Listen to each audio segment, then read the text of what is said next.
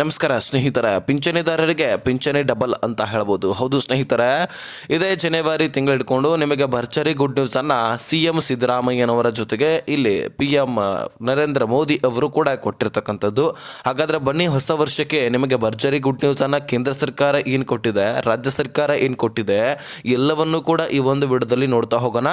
So ತೀರಾ important ಮಾಹಿತಿ. ಪಿಂಚಣಿದಾರರು, ಅಂಗವಿಕಲರು ಕೂಡ ಇರ್ತೀರಿ, ಅದೇ ರೀತಿಯಾಗಿ ನೀವು ಹಿರಿಯ ನಾಗರಿಕರು ಕೂಡ ಇರ್ಬೋದು, ಅದೇ ರೀತಿಯಾಗಿ ವಿಧವಾ ಮಹಿಳೆಯರು ಕೂಡ ಇರ್ಬೋದು. ಸೊ ಹಾಗಾಗಿ ಎಲ್ಲರೂ ಕೂಡ ವಿಡಿಯೋನ ಕೊನೆವರೆಗೂ ವಾಚ್ ಮಾಡಿ. ಇಲ್ಲಿ ಮುಖ್ಯವಾಗಿ ಅಂಗವಿಕಲರಿಗೆ ಹೆಚ್ಚಳ ಆಲ್ರೆಡಿ ಇರುತ್ತೆ, ಹಾಗಾಗಿ ಅವರಿಗೆ ಹೆಚ್ಚಳ ಆಗ್ತಾ ಇಲ್ಲ. ಇಲ್ಲಿ ವಿಧವಾ ಮಹಿಳೆಯರಿಗೆ, ಹಿರಿಯ ನಾಗರಿಕರಿಗೆ ಹೆಚ್ಚಳ ಆಗ್ತಾ ಇದೆ, ಮೊದಲೇ ಹೇಳ್ತಾ ಇದ್ದೀನಿ. ಇನ್ನು ಅಂಗವಿಕಲರಿಗೆ ಯಾವ ರೀತಿಯಾಗಿ ಹೆಚ್ಚಳ ಆಗಿದೆ ಅನ್ನುವಂಥದ್ದನ್ನು ಕೂಡ ನಾನು ತಿಳಿಸ್ಕೊಡ್ತೀನಿ. ಸೊ ಬಹಳ ತೀರಾ ಇಂಪಾರ್ಟೆಂಟ್ ಮಾಹಿತಿ. ಹೊಸ ವರ್ಷಕ್ಕೆ ಏನೇನು ಬದಲಾವಣೆಗಳಾಗ್ತಾ ಇದ್ದಾವೆ ಎಲ್ಲವನ್ನು ಕೂಡ ನಾವು ನೋಡ್ತಾ ಹೋಗೋಣ. ಸ್ನೇಹಿತರೆ, ಎಲ್ಲವೂ ಕೂಡ ಬದಲಾವಣೆ ಏನಾಗೋದಿಲ್ಲ ಜೀವನದಲ್ಲಿ, ಅದು ಜೀವನದಲ್ಲಿದೆ. ನಾನು ಹೇಳ್ತಾ ಇರುವಂಥದ್ದು ಹೇಗಿರುತ್ತೆ ಹಾಗೆ ದುಡಿಲೇಬೇಕು, ತಿನ್ನಲೇಬೇಕು, ಎಲ್ಲ ನಡೆಯುವಂಥದ್ದು. ಹೊಸ ವರ್ಷ ಅನ್ನೋದು ಮಾತ್ರ ಒಂದು ಬೇರೆ ಅಷ್ಟೇ. ಇನ್ನು ನಾವು ಮೇನ್ ಪಾಯಿಂಟ್ಗೆ ಬರೋಣ. ಸ್ನೇಹಿತರ, ಪಿಂಚಣಿದಾರರಿಗೆ ಪಿಂಚಣಿ ಡಬಲ್ ಅಂತಲೇ ಹೇಳ್ಬೋದು. ಹೌದು, ಅದರಲ್ಲಿ ಹಿರಿಯ ನಾಗರಿಕರ ಬಗ್ಗೆ ನಾನು ಮಾಹಿತಿಯನ್ನು ತಿಳಿಸ್ಕೊಟ್ಬಿಡ್ತೀನಿ. ಯಾಕಂದರೆ CM ಸಿದ್ದರಾಮಯ್ಯನವರು ಘೋಷಣೆ ಮಾಡಿದ್ದಾರೆ. ಹೌದು, ಹಿರಿಯ ನಾಗರಿಕರ ಸಭೆಯಲ್ಲಿ ನಿಂತ್ಕೊಂಡು ಘೋಷಣೆ ಮಾಡ್ತಾರೆ, ನಾನು ಪಿಂಚಣಿದಾರರಿಗೆ ಹೆಚ್ಚಳ ಮಾಡ್ತಾ ಇದ್ದೀನಿ. ಕಳೆದ 2 ವರ್ಷಗಳಿಂದ ಪಿಂಚಣಿಯನ್ನು ಹೆಚ್ಚಳ ಮಾಡಬೇಕಂತ ಸರ್ಕಾರ ಕಾಯ್ತಾ ಇದೆ ಅಂತ, ರಾಜ್ಯ ಸರ್ಕಾರ ಕಾಯ್ತಾನೆ ಇದೆ. ಹಾಗಾಗಿ ಕಾರಣಾಂತರಗಳಿಂದ ಹೆಚ್ಚಳ ಮಾಡಲಿಕ್ಕಾಗಿರಲಿಲ್ಲ. ಬಹುತೇಕ ದುಡ್ಡು ಇರಲಿಲ್ಲ ಅನಿಸುತ್ತೆ, ಯಾಕಂದರೆ ಗ್ಯಾರಂಟಿ ಯೋಜನೆಗಳಲ್ಲಿ ದುಡ್ಡು ಹಾಕಿ ದುಡ್ಡೇ ಖಾಲಿ ಆಗಿಬಿಟ್ಟಿದೆ.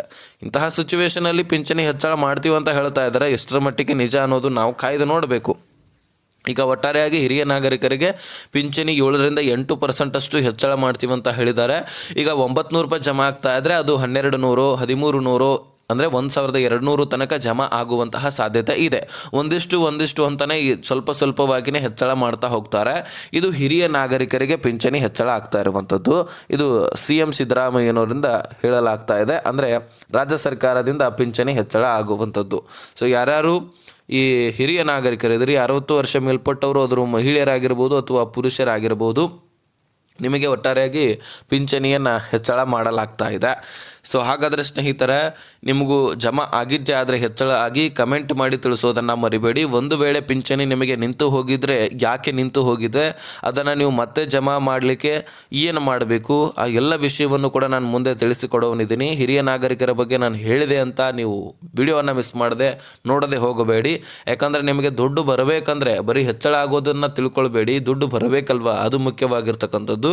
ಎಂಥವರಿಗೆ ದುಡ್ಡು ಬರುತ್ತೆ, ಎಂಥವರಿಗೆ ಬರೋದಿಲ್ಲ. ಈಗ ಯಾರಿಗೆ ನಿಂತಿದೆ ಅವರು ವಾಪಸ್ ಪಡ್ಕೊಳ್ಬೇಕಂದ್ರೆ ಹೇಗೆ, ಯಾಕಂದರೆ ಎಲಿಜಿಬಲ್ ಇದ್ರೂ ಸಹಿತ ಸಾಕಷ್ಟು ಲಕ್ಷಾಂತರ ಪಿಂಚಣಿದಾರರನ್ನ ಈಗ ವೆರಿಫಿಕೇಷನ್ ಮಾಡಿ ಮತ್ತೆ ತೆಗೆದಾಕಿದ್ದಾರೆ. ಯಾಕಂದರೆ ಪ್ರತಿಯೊಂದು ಸ್ಕೀಮ್ಸ್ಗಳಲ್ಲಿ ಕೂಡ ವೆರಿಫಿಕೇಷನ್ ಆಗ್ತಾ ಇದೆ. ಯಾಕಂದರೆ ಸರ್ಕಾರಕ್ಕೆ ದುಡ್ಡು ಈಗ ಕೊರತೆ ಬಿದ್ದಿರ್ತಕ್ಕಂಥದ್ದು. ಹಾಗಾಗಿ ಎಲ್ಲ ಸ್ಕೀಮ್ಸ್ಗಳಲ್ಲಿ ಕೂಡ ವೆರಿಫಿಕೇಷನ್ ಆಗುತ್ತೆ. ಯಾರು ಎಲಿಜಿಬಲ್ ಇರ್ತಾರೆ ಅವರಿಗೆ ಮಾತ್ರ ದುಡ್ಡು ಜಮಾ ಆಗುವಂಥದ್ದು.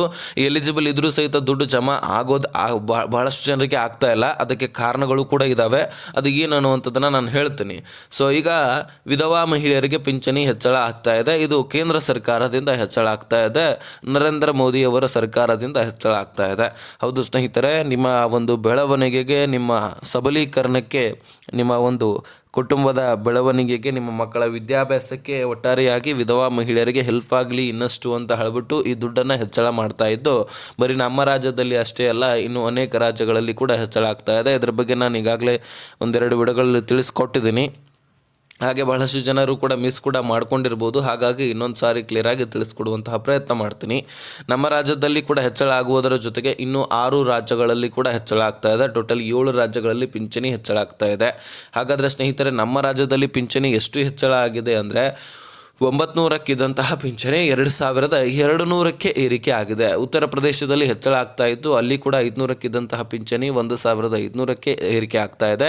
ಬಿಹಾರ ರಾಜ್ಯದಲ್ಲಿ ಕೂಡ ಏರಿಕೆ ಆಗ್ತಾ ಇದೆ. 600 ಇದ್ದಂಥದ್ದು 2200ಕ್ಕೆ ಏರಿಕೆ ಆಗ್ತಾ ಇದೆ.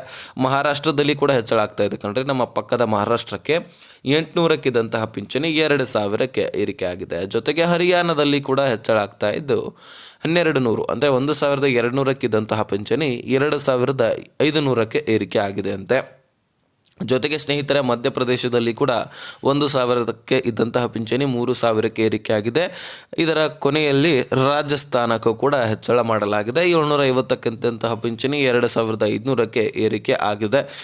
ಯಾರ್ಯಾರು ಈ ಒಂದು ರಾಜ್ಯಗಳಲ್ಲಿ ವಾಸವಾಗಿದ್ದೀರಿ, ನಿಮಗೆ ಪಿಂಚಣಿ ಎಲ್ಲವೂ ಕೂಡ ಹೆಚ್ಚಳ ಆಗ್ತಾ ಇದೆ. ಪ್ರತಿಯೊಬ್ಬರಿಗೂ ಕೂಡ ಹೆಚ್ಚಳ ಆಗ್ತಾ ಇದೆ. ಹಾಗಾದರೆ ಸ್ನೇಹಿತರೆ, ಹೊಸ ವರ್ಷಕ್ಕೆ ನಿಮಗೆ ಭರ್ಜರಿ ಗುಡ್ ನ್ಯೂಸ್ ಅಂತಲೇ ಹೇಳ್ಬೋದು. ಈಗ ಸದ್ಯಕ್ಕೆ ಯಾರ್ಯಾರು ವಿಧವಾ ಮಹಿಳೆಯರು ಅಪ್ಲೈ ಮಾಡಬೇಕಂತ ಬಹಳಷ್ಟು ಜನ ಕಮೆಂಟ್ ಕೂಡ ಮಾಡಿದ್ರಿ. ಯಾಕಂದರೆ ಅವರ ಬಗ್ಗೆ ಮಾಹಿತಿಯನ್ನು ತಿಳಿಸ್ಕೊಡುವಂತಹ ಸಂದರ್ಭದಲ್ಲಿ ಕೇಳಿದ್ರಿ. ಹಾಗಾಗಿ ನೀವು ಅಪ್ಲೈ ಮಾಡೋದು ಹೇಗೆ ಅಂತ ತಿಳಿಸ್ತೀನಿ. ಅದಕ್ಕಿಂತ ಮುಂಚೆ ಅಂಗವಿಕಲರಿಗೆ ಪಿಂಚಣಿ ಆಲ್ರೆಡಿ ಹೆಚ್ಚಿರುತ್ತೆ ಅನ್ನುವಂಥದ್ದನ್ನು ನಾನು ಹೇಳಿದ್ದೆ. ಅದು ಹೇಗಂದರೆ, ಅಂಗವೈಕಲ್ಯತೆಯ ಆಧಾರದ ಮೇಲೆ ನಿಮಗೆ ಅಂಗವೈಕಲ್ಯತೆ ಹೆಚ್ಚಾಗಿ ಇದ್ದರೆ ಆಲ್ರೆಡಿ ಹೆಚ್ಚಳ ಆಗಿರುತ್ತೆ. ಅಂದರೆ ಇವಾಗ ಒಬ್ಬರಿಗೆ ಒಂದು ಬೆರಳು ಇರಲಿಲ್ಲಪ್ಪ ಅಂದರೆ ಅವರಿಗೆ 500 ರೂಪಾಯಿ ಜಮಾ ಆಗ್ತಿರತ್ತೆ ಅಂತ ಅಂದ್ಕೊಳ್ಳಿ, ಎಕ್ಸಾಂಪಲು. ಅದೇ ರೀತಿಯಾಗಿ ಒಬ್ಬೊಬ್ಬರಿಗೆ 2 ಬೆರಳುಗಳು ಇರೋದಿಲ್ಲ ಅಥವಾ ಒಂದು ಕೈಯೇ ಇರೋದಿಲ್ಲ, ಅವರಿಗೆ 1,000 ಜಮಾ ಆಗುವಂಥದ್ದು. ಹೀಗೆ ಒಬ್ಬೊಬ್ಬರಿಗೆ 2 ಕೈಗಳು ಇರೋದಿಲ್ಲ, ಅವರಿಗೆ 2,000 ಜಮಾ ಆಗುವಂಥದ್ದು. ಹೀಗೆ ಅಂಗವೈಕಲ್ಯತೆಯ ಆಧಾರದ ಮೇಲೆ ಹೆಚ್ಚಾಗಿ ಅಂಗವೈಕಲ್ಯತೆ ಯಾರಿಗೆ ಇದೆಯೋ ಅವರಿಗೆ ಹೆಚ್ಚಿನ ಪ್ರಮಾಣದಲ್ಲಿ ದುಡ್ಡು ಜಮಾ ಆಗುವಂಥದ್ದು. ಸೊ ಇದು ನಿಮಗೆ ಗಮನದಲ್ಲಿರಬೇಕು. ಯಾರಿಗೆ ಅಂಗವೈಕಲ್ಯತೆ ಹೆಚ್ಚಳ ಇರುತ್ತೆ ಅವರಿಗೆ ಹೆಚ್ಚಿನ ಪ್ರಮಾಣದಲ್ಲಿ ದುಡ್ಡು ಜಮಾ ಆಗ್ತದೆ. ಸೊ ಹೀಗೆ ನಿಮಗೆ ದುಡ್ಡು ಹೆಚ್ಚಳ ಆಗ್ತಾ ಹೋಗುವಂಥದ್ದು. ಸೊ ಯಾರ್ಯಾರು ಪಿಂಚಣಿಯನ್ನು ನೀವು ಪಡ್ಕೊಳ್ಬೇಕಂತ ಕಾಯ್ತಾ ಇದ್ದರೆ ನೀವು ಕೂಡ ಹೇಗೆ ಪಡ್ಕೊಳ್ಳೋದು ಅನ್ನುವಂಥದ್ದನ್ನು ನಾನು ಮುಂದೆ ಹೇಳ್ತೀನಿ. ಅದಕ್ಕಿಂತ ಮುಂಚೆ ಈಗ ವಿಧವಾ ಮಹಿಳೆಯರು ಅಪ್ಲೈ ಮಾಡೋದು ಹೇಗೆ ಅಂತ ನಾನು ತಿಳಿಸ್ತೀನಿ. ನೋಡಿ, ನಿಮಗೆ ಡಾಕ್ಯುಮೆಂಟ್ಸ್ಗಳು ಯಾವ್ಯಾವ ಬೇಕಪ್ಪ ಅಂದರೆ, ಪತಿಯ ಮರಣ ಪ್ರಮಾಣ ಪತ್ರ ಬೇಕು, ಆಧಾರ್ ಕಾರ್ಡ್ ಬೇಕು, ರೇಷನ್ ಕಾರ್ಡ್ ಬೇಕು, ವೋಟರ್ ID ಬೇಕು, ಬ್ಯಾಂಕ್ ಪಾಸ್ಬುಕ್ ಬೇಕು, ವಯಸ್ಸಿನ ಮತ್ತು ಆದಾಯ ಪ್ರಮಾಣ ಪತ್ರ ಬೇಕು, ಜಾತಿ ಪ್ರಮಾಣ ಪತ್ರ ಬೇಕು, ಪಾಸ್ಪೋರ್ಟ್ ಸೈಜ್ ಫೋಟೋ ಬೇಕಾಗತ್ತೆ, ಮೊಬೈಲ್ ಸಂಖ್ಯೆ ಬೇಕು, ಶಾಶ್ವತ ವಾಸಸ್ಥಳ ಪ್ರಮಾಣ ಪತ್ರ ಇಂಪಾರ್ಟೆಂಟ್, ಇದು ಬೇಕೇ ಬೇಕು. ಇನ್ನು ಸ್ನೇಹಿತರೆ, ಈ ಡಾಕ್ಯುಮೆಂಟ್ಸ್ಗಳನ್ನು ನೀವು ರೆಡಿ ಮಾಡ್ಕೊಳ್ತೀರಿ.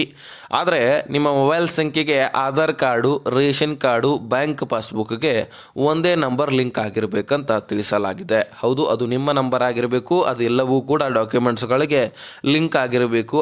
ಆಗ ಮಾತ್ರ ಅಪ್ಲೈ ಕೊಂಡ್ರಲಿಕ್ಕೆ ಸಾಧ್ಯ ಆಗುತ್ತೆ. ಇವುಗಳನ್ನು ತೆಗೆದುಕೊಂಡು ಎಲ್ಲಿ ಹೋಗಿ ಅಪ್ಲೈ ಮಾಡಬೇಕಂದ್ರೆ, ನಾಡ ಕಚೇರಿಗೆ ಹೋಗಿ ಅರ್ಜಿಯನ್ನು ಸಲ್ಲಿಸಬಹುದು. ನಿಮ್ಮ ತಾಲೂಕಿನಲ್ಲಿ ನಾಡ ಕಚೇರಿ ಇರುತ್ತೆ, ಅಲ್ಲಿ ಹೋಗಿ ನೀವು ಅಪ್ಲೈ ಮಾಡಿದ್ರೆ ಅರ್ಜಿ ಹಾಕಿ ಕೊಡಲಾಗ್ತದೆ. ನಿಮಗೆ ಎಂದಿನಂತೆ ಮತ್ತೆ ಪಿಂಚಣಿ ಜಮಾ ಆಗುವಂಥದ್ದು.